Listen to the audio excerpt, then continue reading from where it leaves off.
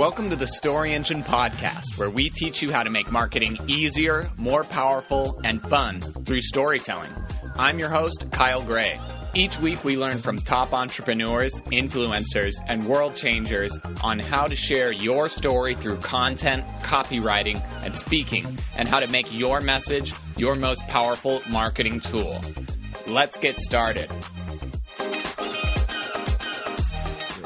Hello, everybody, and welcome to the Story Engine podcast. My name is Kyle Gray, and today we have a really special episode, obviously. We are doing a video podcast with Dr. Chris Zaino. Thanks so much for having me, buddy. This is really exciting, and we're just in a room that's filled with so many cool things. I'm just stepping into this place, I was blown away.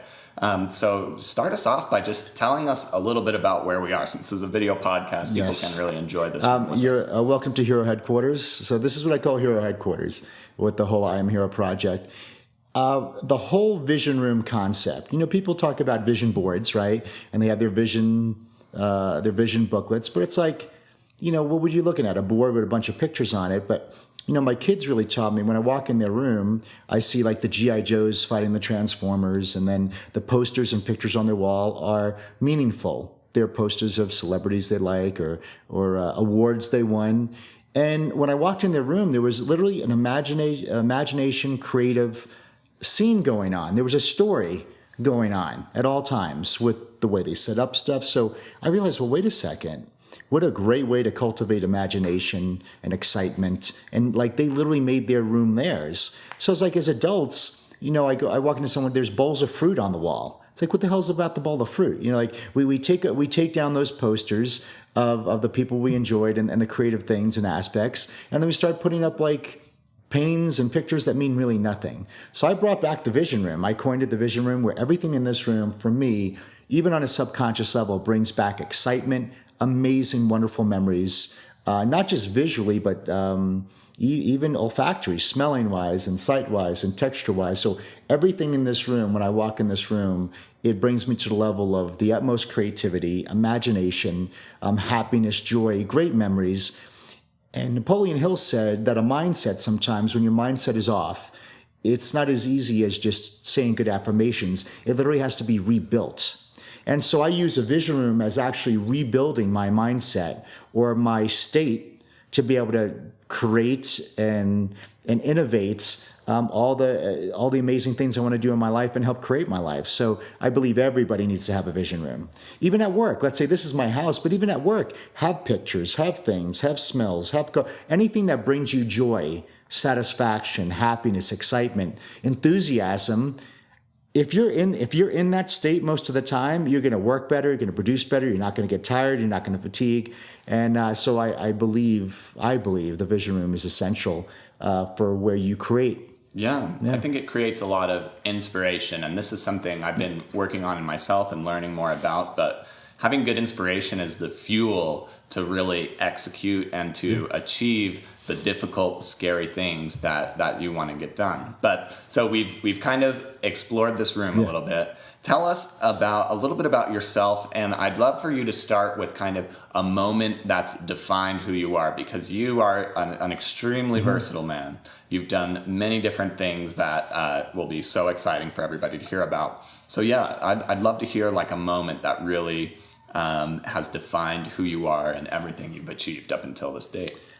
Yeah, so I do have many lifetimes. So everybody, you know, I think the best way to start is the whole terminal disease experience that I had. So back in 1998, you know, I won Mr. America. So I looked a certain way, I felt a certain way.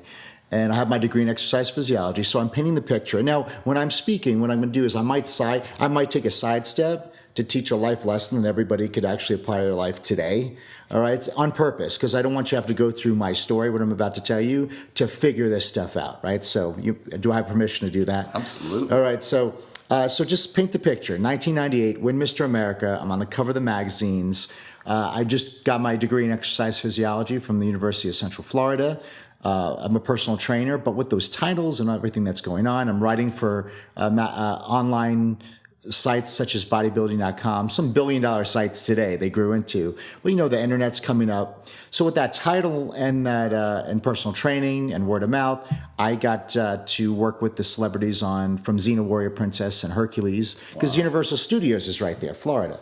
So they did all their stuff in New Zealand. So just to let you guys know, like when they filmed, a lot of stuff's in New Zealand. But they did a lot of B-roll and other stuff they had to do on the set in Orlando. So I got to work with them. I got to work with some of the Orlando Magic privately. So I had an awesome job. It's like, I'll do this the rest of my life. This is great. I'm there. And so that's what I did. So at 26 now, I met my wife, Whitney. So a couple years later, we meet my wife, Whitney, at the gym, and we get married. Everything's cool. So here, I'm going to this marriage. I'm the knight in shining armor, right? I'm strong. You know, just understand my character. So as far as bodybuilding goes, you must understand, like, at 12 years old, I started working out, and I responded very well. So I started getting my significance and attention from my peers from the muscles or from responding working out, the AC Slater type of Saved by the Bell stuff. So of course my identity, that drove me to do that more, because I was getting positive reinforcement. I was getting significance from it. So my identity was really on how I looked, right? It was how I looked and how I performed in training. So that was my identity up until that point. I mean, in your 20s, you only could really have one identity, right? Going through high school and college. And at 26, when I married my wife, about 6 months into our marriage, I just started going to the bathroom a lot. I was like, no big deal, stomach bug. Then I start bleeding every time I go to the bathroom. Now I'm getting scared. And so I think it's going to go away, but it didn't. So then I played Google MD. So I get on Google and I type in, blood and stool. And the first thing that pops up is, what do you think? Well, I know the answer. Well, what if someone typed in blood and stool, what comes up in Google search? Well, I would think like ulcerative colitis or cancer. Crohn's. Cancer. Cancer, these things. A bad parasite. Yeah, all that stuff pops up. It's not good, right? Scary. So, when I see cancer, because I didn't know what ulcerative colitis and all that stuff was, but I see cancer. So I had a dad who died from cancer. He was 68. He had a 10-pound tumor. I had a grandfather I never met.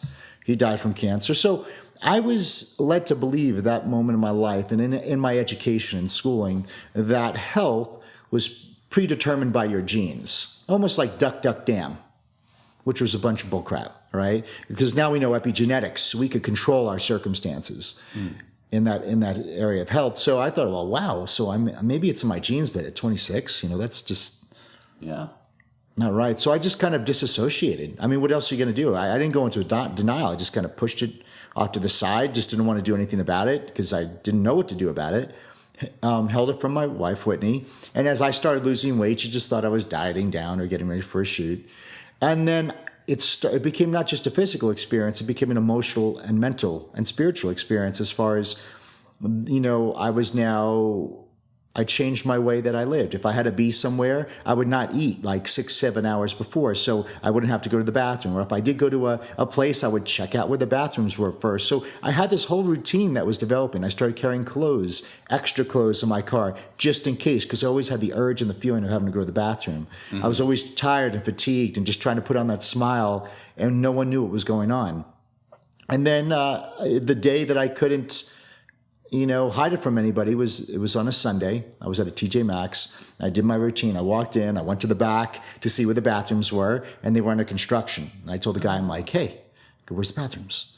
And he's like, oh, they're under construction. Just go outside. There's a sports authority out there. And because of the mental issue that was happening, the fear, I'm trying to walk out of there. I'm getting emotional. What happens? Can I make it? Can I make it? Can I make it? And that's inducing for me to have to go to the bathroom more. And right in front of at least 40 people, just imagine yourself standing there and you lose your bowels in public. Oh. But now losing your bowels, that's one thing. Like we've seen a baby crap their pants, right? No big deal. Or even if you have solid movements, you could kind of get away with that. But imagine wearing jeans like I'm wearing now and you just see blood, or even your pants, blood seeping through. Oh, no. That scares the crap out of people. Yeah. Because they're horrified. Because number one, they've never seen that. Number two, it's blood. And it just... There's a mixture of empathy and horror, and I'm standing there. I remember that moment I was standing there, and it's happening.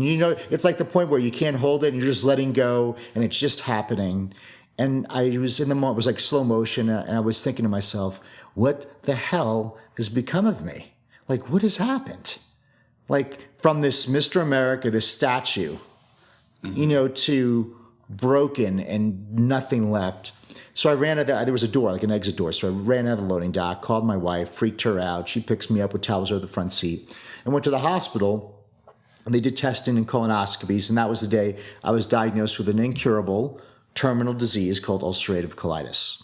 And so this is autoimmune, where your body's attacking itself. So they put me on harsh drugs like prednisone, and they gave me this other drug that was so harsh on my liver that it gave me medically induced hepatitis. So I got hepatitis from the drugs they were giving me, but they didn't stop the drugs. They just treated the hepatitis, more and more drugs over and over again. Then we went to Baylor in Dallas, Texas, and I had the top 4 doctors in the country, in the world, for digestive disease. And they put me on a low-dose chemotherapy, Remicade infusions for autoimmune disease, interferon shots for the hepatitis, and 3 organ rejection drugs. So if you're listening or watching, if you, God forbid you ever had to get an organ transplant, your body will attack it. It will attack a foreign organ and destroy it. So what an organ rejection drug does, it actually shuts your immune system down at the DNA level, not allowing it to reject something, not allowing it to fight. Mm-hmm. And it still fights, it just prolongs it. So that's why if someone gets an organ transplant, it lasts 5 years or 6 years, because the body's going to get to it anyway. The immune system will get there, but it shuts it down. But now I'm wearing a mask. So now they're shutting down my immune system, nothing's working. And I went from about 230 pounds down to 158 pounds in about 4 months. Wow. Yeah, stripped of everything, man. Just think my entire identity is gone. And I'm sitting there and they're like, listen, and then these medical doctors are great. So I'm not saying anything bad about medical doctors. I'm just saying that their approach was not working. And it still doesn't work today. Because I speak to people today, there's still the same drugs. So nothing's being done with millions of dollars or billions of dollars being raised. So they're like, listen, nothing's working. So next week we're going to actually do surgery. It's going to consist of this. We're going to take out your colon. You're going to have a colostomy bag. You're going to have a hole, gaping hole on the right side of your body that will have a colostomy bag. It's going to break. It's going to leak. It's going to get infected. You're going to be on $6,000 worth of drugs for the rest of your life. Okay? We don't even know if you'll get through the surgery because we had put you on organ rejection medication. Your immune system is so low, there's no way we could take out your colon, and some bacterial or parasite is not going to kind of get loose. So we're looking at ICU. Not days, months, maybe up to a year.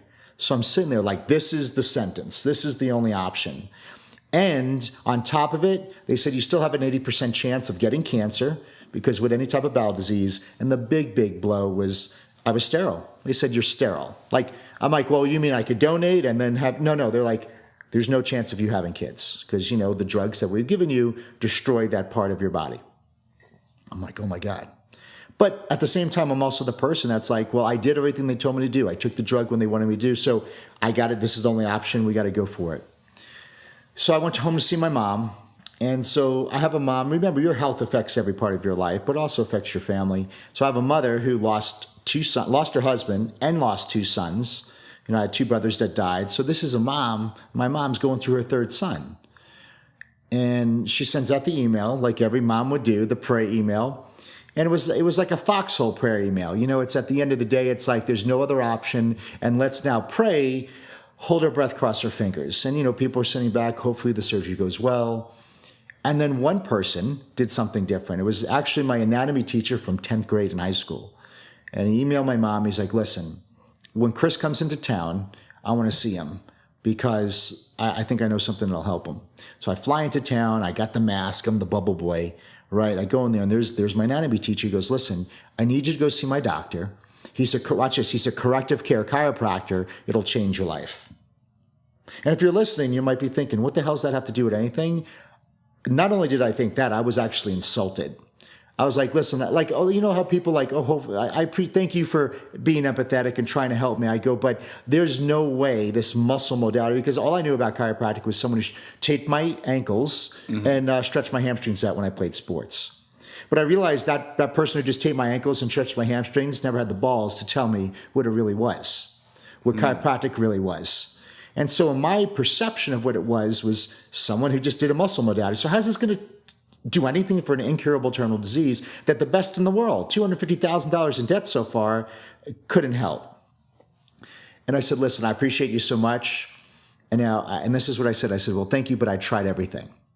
Now, if you're watching this right now, this is my sidestep. in life, finances, business, relationship, or even your health, it's easy when things are going bad. It's almost like a slow disease that you don't see, that you don't realize that you could it compounds over time, where you don't even realize that you start becoming a victim and you actually lose hope. Because the fact that I said, listen, I appreciate you, but I tried everything, that means that I believed there was no more options, right? I believed I'm the product of my circumstances. And then he told me something that woke me up. And he says, well, you didn't try everything, because if you tried everything, you would have had your health.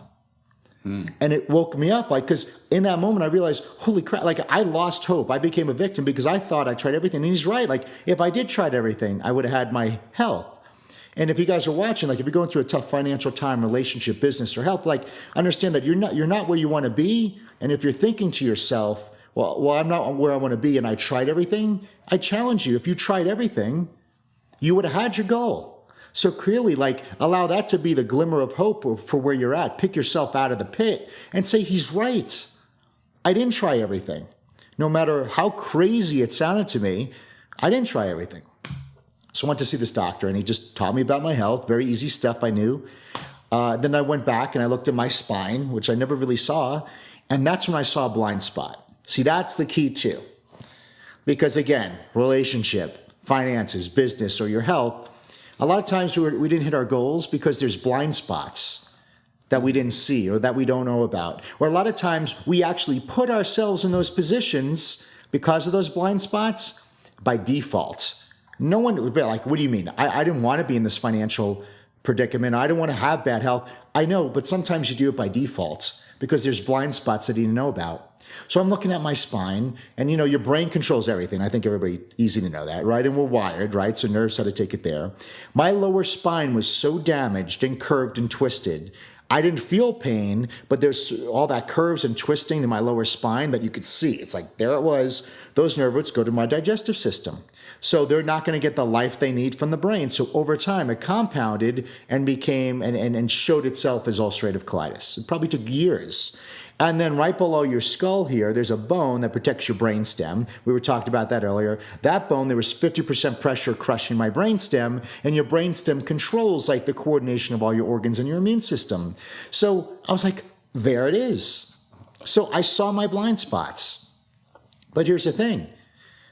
When you're presented with something that's new, that's different, that's a blind spot, and you're thinking in the old way, I just wanted one thing to be answered. When am I going to get better? That's all I want to know, right? If you guys are watching this and you're going through a tough time, you just want one thing. When's it going to be over? When am I going to move on and get my life back? And the way this doctor answered me was the reason why I chose this method, because he looked at me, he goes, well, as long as there's that blind spot there that's interfering with your body's ability to heal, your body's not in the environment to be able to heal itself. And then he did this. He took his finger and he pointed at me and he goes, but when you choose to correct your problem that you have that's affecting your life and your future, and then your body will then be in the environment to be able to heal itself, because then your body will heal and get well. He goes, but the day and the hour you're asking me, he's like, that's not up to me, because that's up to you and your body. He goes, but you will get well if you don't quit on yourself. So he literally put all the power, he put all the determination of if I get better or not on me. And I was like, it was the first time I was like, he gave me all the responsibility. And I realized I had to take 100% responsibility. I couldn't be a victim anymore. I couldn't blame the circumstances. I had to say, it's up to me. I literally, and it's one of my favorite quotes I give to myself, no one's coming to save me. I have to rise up. And I have to do what I have to do. And I have to fix this problem. And I have to take 100% responsibility over this. So I did. And even though I didn't have the money, my wife and I didn't have the money at the time, but guess what? When you want something, it appears, all right? So we became resourceful. We got some credit cards. And this whole, I don't want to go into debt. Listen, let me tell you right now, if debt gets you your goal, or if a little bit of debt gets you the opportunity to change your life, the opportunity to start your business, the opportunity to make a better relationship, you best go that way. So the thing is, because I know if I had my health, it didn't matter how much debt I had, I'd wipe it away. I'd easily be able to pay for it versus being under the sick debt. Mm-hmm. I'm like, well, I don't want to know, because I was given false hope. Once we changed this drug and that drug and this drug and this surgery, and they were failing me. And so my wife says, listen, we know that if you do the surgery, you're not going to make it. It's impossible. She's like, and if you do, we don't know how your quality of life or our quality of life would be. And she's like, we always wanted a family, and they're telling you never have a family. And she's like, we'll never be able to get out of this sick debt ever. I would always be under that weight of sick medical debt for the rest of our lives. And she's like, I need you here as long as possible. So we did what we had to do. And I wish I could tell you a week later and everything was great. No. And that's the tough part. When you start making a change in your life, in those areas, finances, business, relationship, or health, when you start making the change, because it compounded, it took you a while to get to your position that you're at, you didn't get there overnight, it was really tough for me to see the manifestation of what I didn't want on a daily basis, meaning that I saw blood every single day. I'm correcting this problem, but I'm being reminded of what I don't want. There's the blood, there's the blood, there's the blood. And then 3 months later, I'm off half the meds, okay? So a little bit of momentum. So you got to hang in there, guys, until you start getting momentum. Because the biggest thing we're afraid of in life is making a decision. Oh, yeah. Because we're worried we're going to make the what? Wrong decision. Mm-hmm. So we stay like this and procrastinate and lose our opportunity. And so at 5 months, I'm off all the drugs. I'm bleeding less. I gained some weight. So now I have my momentum. So here's a great thing. When you get momentum, there's no more need for faith. Because faith is hoping. But when you know it's working, there's no more faith needed. You know. You go from faith to knowing. You go from faith to not just believing, but to knowing. And then that's all the momentum you need there. And then at 7 months, my body was totally healed. My body healed itself of an incurable terminal disease called ulcerative colitis. And that was 16 years ago. That's amazing. Yeah. And you have totally, like, that's a defining moment, but you've not only taken that momentum and built an incredible chiropractic business, helped probably many more people with similar conditions recover their health. And now you're also creating amazing content to work with the mind and to empower people in that way. And through this story that you were just sharing with me, some of the big things that the big turning points were self-discovery, discovering your blind spots, and also I think you discuss a lot discovering your superpowers. Mm-hmm. And I would love to explore your process and your methods for how people can find their own blind spots and how people can discover what makes them unique, what makes them powerful, that they can take and have their gifts to share with the world. Right. Well, I really think, self-awareness is huge, but a lot of times we're not self-aware of ourselves.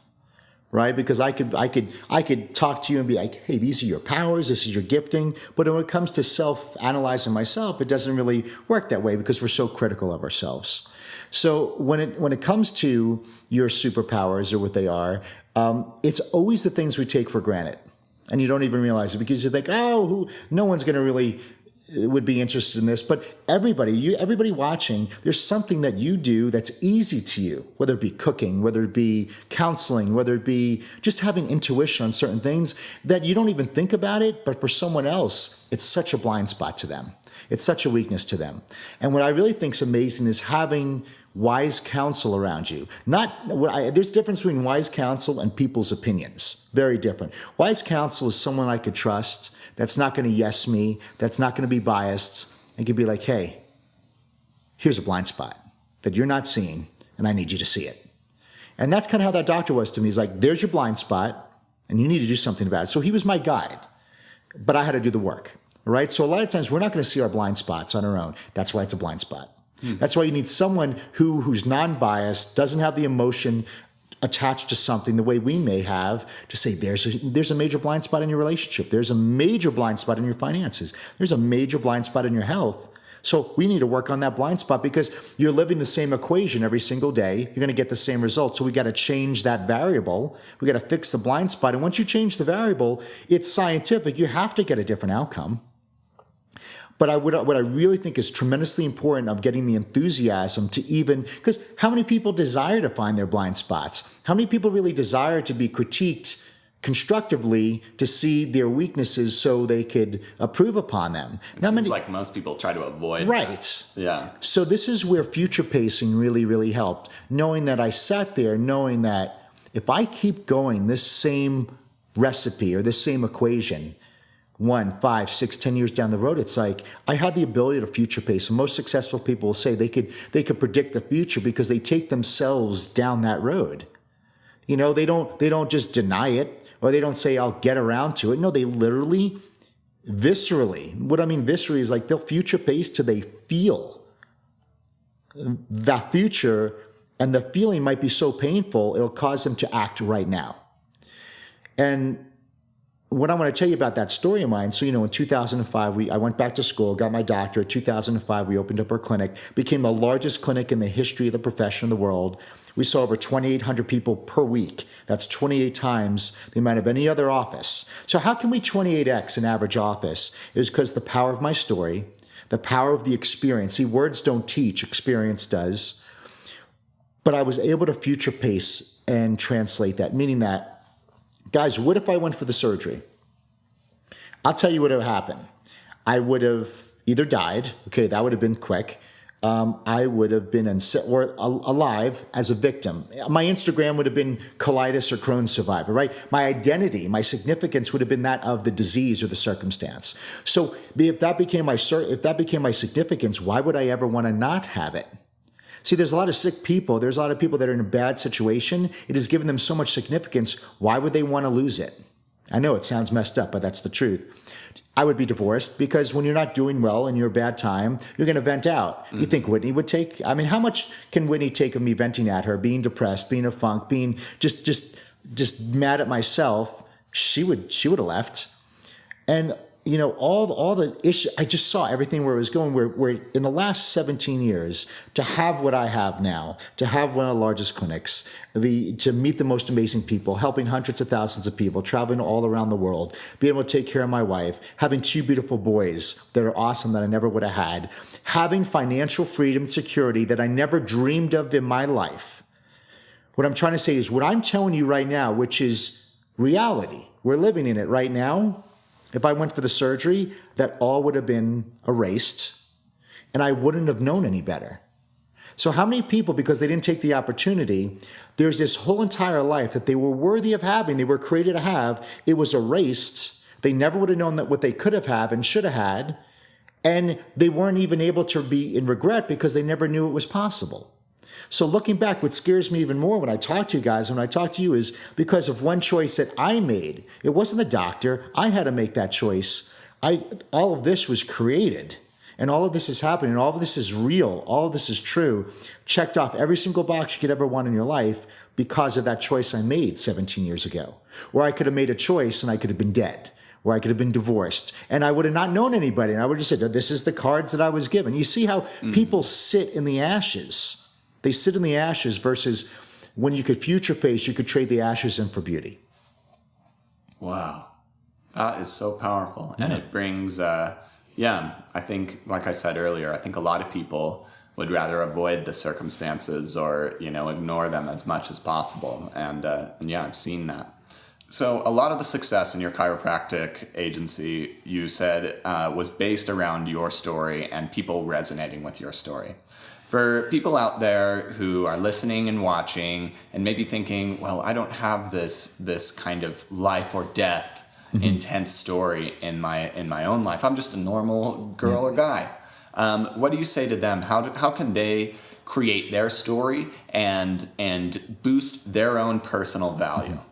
Well, it's kind of how we talked about before. Number one, you don't need a story like mine, life or death. Like the reason why I'm telling you these things to apply to your life is so you don't have to get there. I'll tell you why I had such a story that I do is because I was stubborn and I wouldn't listen and pay attention to the warning signs. I didn't listen to good counsel. I didn't, use my brain. I was stubborn. So a train needed to hit me.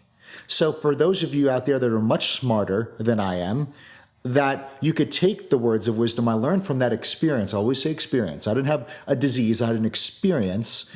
And you don't have to go through any of that. And so the thing is that all of you have a story, but you take it for granted.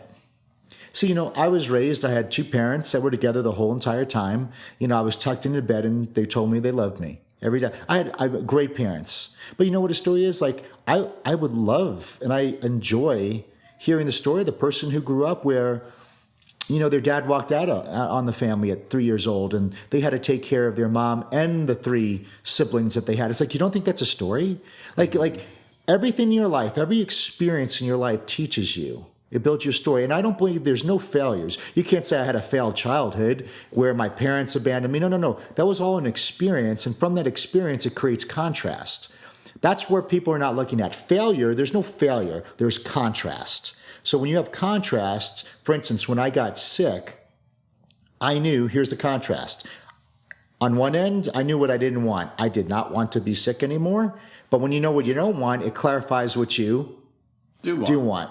So I don't want to be sick. So what do I do want? I want to be healthy. So I had such an abundant appreciation for health at 26 years of age than when I was 25 and not sick. So you see, when we go through an experience in life or hardship in life, we're so focused on the failure of it. We're so focused on what we don't want. We're failing to realize that it's clarifying what we do want.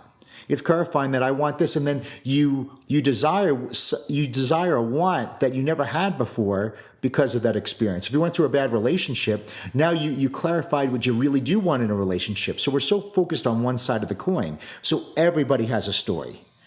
Everybody has a story, but you take that story for granted. It's your experience. You don't need a story, all of your experiences. And the reason why I was able to use my story, and I only really used that story that you guys heard to build my practice, is because it was a form of communication that I could get to the deepest, darkest,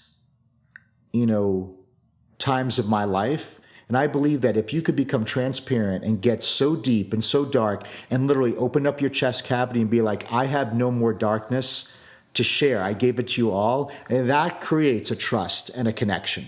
So I use my story of near death or crapping my pants in public like I do with you guys, because I can't go any deeper. Mm-hmm. I can't go any more transparent to you guys. So you're sitting there, and number one, that makes me real.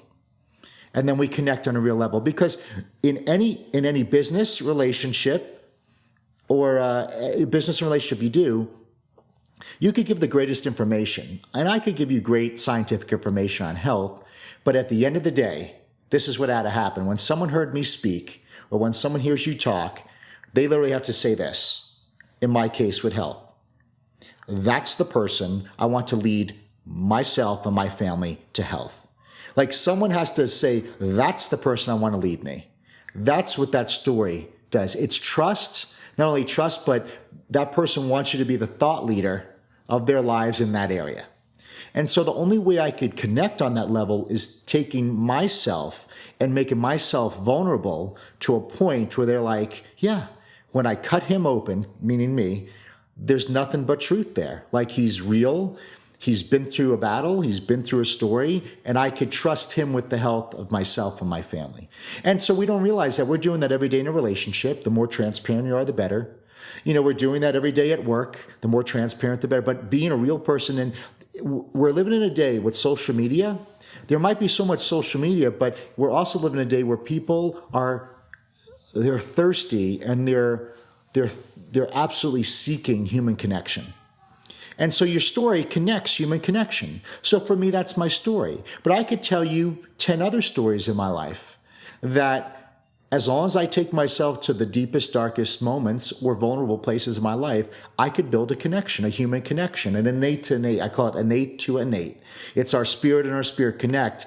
And it clears through all the facade on an Instagram or on a Facebook. Because what is Facebook and Instagram? It's not real. It's an illusion. It's a delusion of the life that people want to project. But it's not real. But when you could have a real human being say, listen, I'm going to be vulnerable first. So here's my vulnerability. I'm not asking you, I'm going to be vulnerable, and then we could continue the conversation from there. So this is where everybody has a story. Everybody has a time, but we have to use the time where, also what I noticed, and this will really help you guys out too, if anybody's watching or listening, and you went through a health crisis, a financial crisis, a relationship crisis, if you went through molestation, rape, any type of ridiculous, gruesome hardship, because a lot of people do, and because they went through something like that, they're embarrassed and they clam up, and no one knows. It's in the dark. But what I realized, and it was a side effect, but the side effect became a primary teaching point that I help people, even massive CEOs, $100 million a year CEOs that hold these things in the dark, I realized that when I spoke about my story over and over again, and I brought this into the light, when I bring it into the light, it doesn't own me anymore. I own it. So all of a sudden, this ulcerative colitis disease I had, it wasn't a disease, it was an experience I got to go through. And then as I talked about it more, it's like not only was it an experience, it was a blessing. It was a teaching. It was the greatest teacher in my life. And I literally now could touch it with love. I could laugh about it. I could tell you some funny stories that weren't funny then, but thinking about it now, they were funny. Like they're comical. But how can I laugh about it? Or how can someone laugh about being raped? How come someone could, like, you would think it sounds ridiculous, but something happens when you share it so much and you see it as a teacher. You see it as the thing that created who you are today. You see it as a guide, as an experience where now it was never yours. It was just an experience that actually made you so much better as a human being and allowed you to be on a platform to help so many other people. So there's something about telling your story, even if it's a rough time in your life, that creates so much healing. Like, it was never me. It was just an experience. I went through a health experience that led me, like, I would have never been a chiropractor. It wouldn't have been 10,000. It wouldn't even been the 10,000 thing on my list to do. But this experience led me on a journey that I never thought possible. All these unknowns opened up and it created the most amazing, beautiful, awesome, killer superhero life that I ever dreamed. I could have never dreamed this possible without that beautiful experience I went through. That's incredible. And what I really admire about this, and something that you're kind of saying between the lines, is your story not only impacts the people that you reach out to, build trust, build empowerment in them, but by changing the language that you're using, you're empowering yourself and you're creating meaning. And I think something that I've noticed just speaking with you is you're very, very careful with the words you use to describe things and your situation. And I think that that's a really important place for a lot of people to start, not only in the way you talk about things, but in the way you think about things. And do you have any good advice for how we can start to change our thoughts and change the language around our thoughts and how that works, so that we can change things from disease to experience, as you were saying? It's deliberate consciousness. Like, you got to deliberately do it. It's almost auditing. So I started catching myself, saying, anytime I said something that came from the place of being a victim or the circumstances, it was like, no. I turned that around, like, this didn't happen to me, or, hey, I chose to do this, and by choosing to do this, this happened. So I always take personal responsibility. So that whole cue, no one's coming to save me, that means that I take 100% responsibility. That's the most important thing, when you take 100% responsibility. But the way I teach people is this. When you take 100% responsibility, I want you to own up to it, realizing that, why'd you do this? Or why'd you do that? People want to know why, and they expect you to justify it. Why'd you cheat on your relationship? Why'd you overspend that money? Why'd you eat that cookie and drink that beer? And, why'd you not exercise? And we're looking for a justification. And a lot of times, because we feel everybody needs to be justified of our actions, we start creating what I call Success 101 answers. Such as this. I'll use one. God first, family second. No, it's not. Because when I look at your paycheck, when I look at your credit card statement, when I look at your checkbook, I'll tell you who's first. Because it's Success 101 answers, because we want to see the answers that people want to hear, that make us sound great. Mm-hmm. And we believe it. Our intentions might be there, but we start lying to ourselves because we're lying to others. But when you really say, listen, how come my relationship isn't doing well? Watch this. Because I didn't want it to go well. I could have easily got the rose. How easy is that? I could have easily bought the card. I could have easily went on the date night, but I didn't want to. How come you didn't work out and take care of your health the way you need to be? Because I didn't want to. I didn't want to go to the gym. I didn't want to eat right. I just didn't feel like it. But I'm not saying this in guilt or shame or judgment. I'm saying this out of peace, meaning that, like, when you could own it and say, you know what? I chose to. I didn't want to. I knew, because it's all easy. It's easy to walk on a treadmill. It's easy to get a card for your wife or your spouse, right? But it's like, wow, I just didn't really want to. But this is not out of guilt or shame. It's like saying, I didn't want to. That was my decision. I own up to it. And I accept that.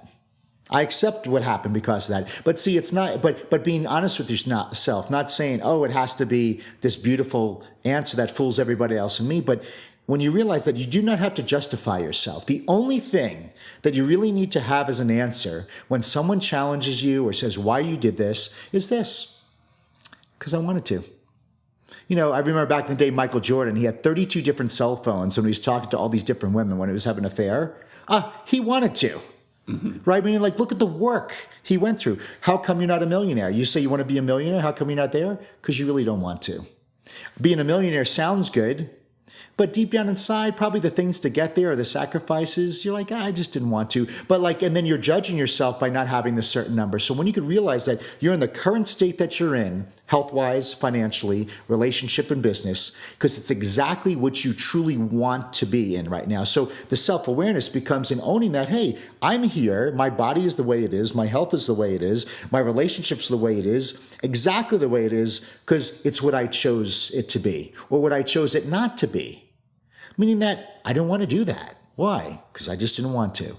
And sometimes it takes an act of health terrorism to make someone get enthusiastic. So like when I lost my health or someone loses their health, it's like an act of health terrorism. Then what happens? They know what they don't want. Then it increases their enthusiasm to want something more than they used to.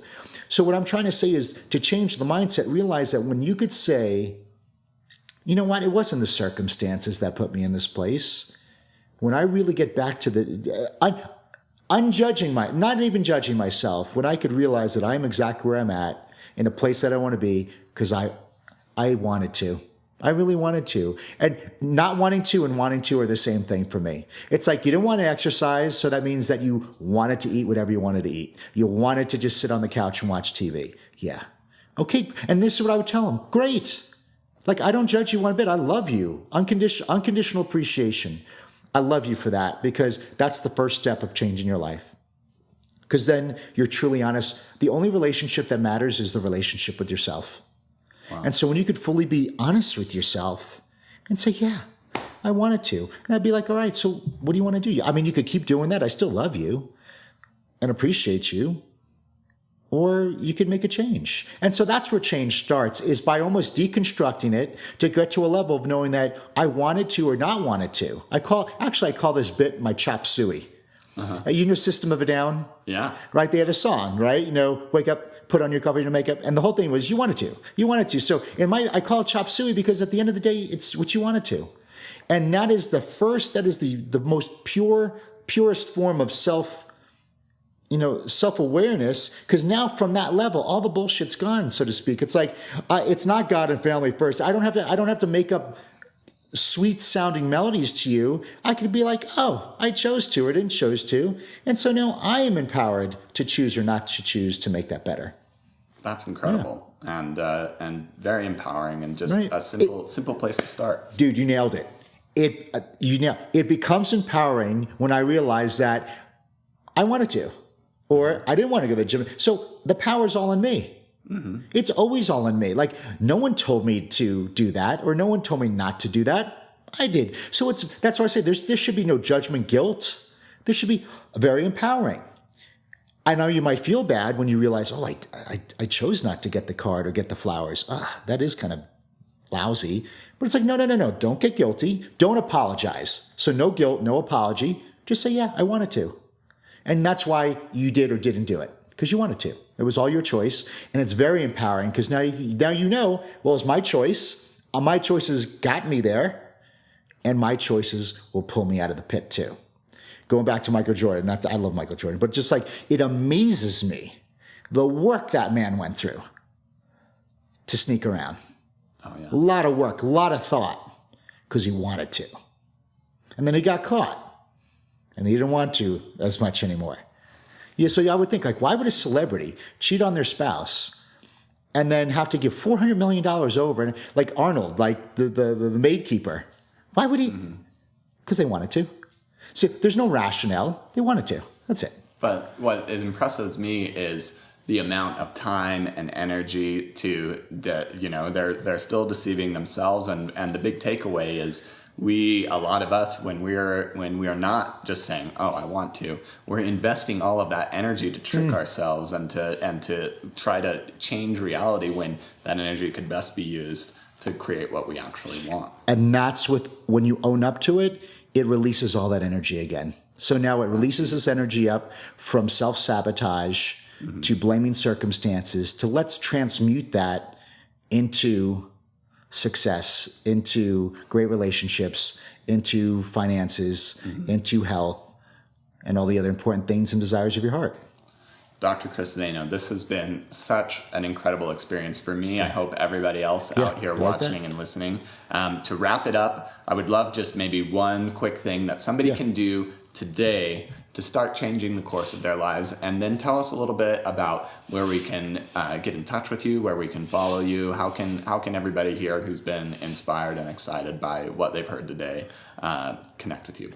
Well, I think let's follow up that one thing. Let's say, look at the areas of your life that you would love them to be better, and then become self-aware without guilt, shame, or judgment, and with no apologies, and admit, oh, wow, I just chose not to, or I chose to. I think that's a really good standpoint, because that's a very empowering, because we got to clear all that stuff out first before there's change. Because I cannot be lying to myself and change for the better. Like, you can't be running a crappy race. A crappy race doesn't turn out good. The end of a crappy race is a crappy result. So, self-empowering by realizing, hey, I take 100% responsibility over this. And other things that'll help them will be kind of, where you could find more about me.